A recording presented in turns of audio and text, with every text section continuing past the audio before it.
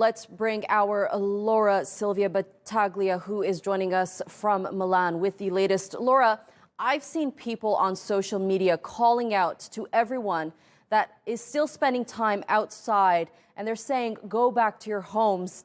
And they're not going back into their homes despite the lockdown that's in place. Are people trying to leave their homes despite this lockdown? And how much more worse does the situation need to get for these people to take this pandemic seriously? Yeah, until now, so many people didn't take this pandemic seriously, especially in the south and the center of Italy, while in the north, as we mentioned many times, a large group of students literally assaulted trains to go back to their homes and to their parents 2 weeks ago. And that was one of the reasons why people in the south now are contracting and are affected by the virus. But there is a last hour, the Prime Minister, just 45 minutes ago, said that will not be possible anymore for any Italian citizen moving from the place where he is located or he or she is located to go anywhere to another region. So if you are born in another region and you live in a second one, you can't leave the place where you are. So basically, all these measures, they are tightened very much. In the last days, 10,000 people were fined. And now the amount of the fines will be very high. There is a possibility to be fined for 5,000 euros. So people, they should follow the rules in a very, very strict way, no complaints at all, because now there's no time to complain.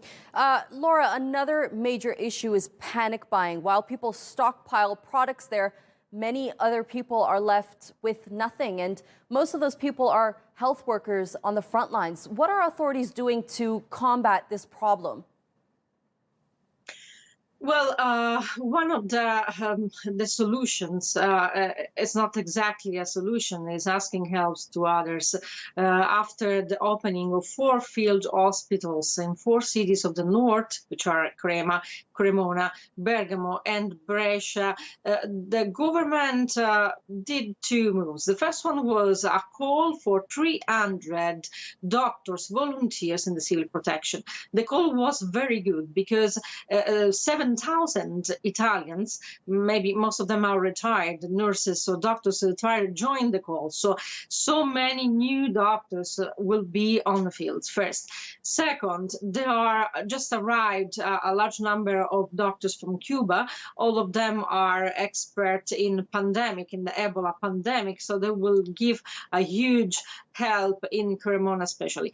And then now there are other new measures, very interesting in the north of Italy. The mayor of Milan said, lock your elderly at home because all the old people are dying, and don't let them go out. And is starting to do a measure very close to the measures that were taken in Wuhan. A hotel was confiscated with the consent of the owner, and there will be located all the people, the elderly, in quarantine.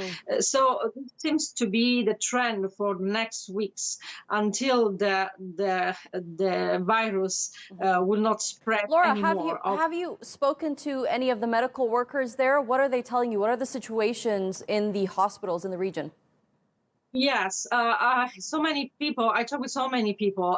One doctor, just to give an example to you, one doctor in Milan, in one of the biggest hospitals, which is Policlinico, has a very huge first aid, told me, and she's a neurologist and she's a surgeon. She said, we can't do any more surgeries here because all the departments are overwhelmed and occupied by COVID-19 patients. So we go to other hospitals to do very few surgeries, plus nurses who are, we call now the front line.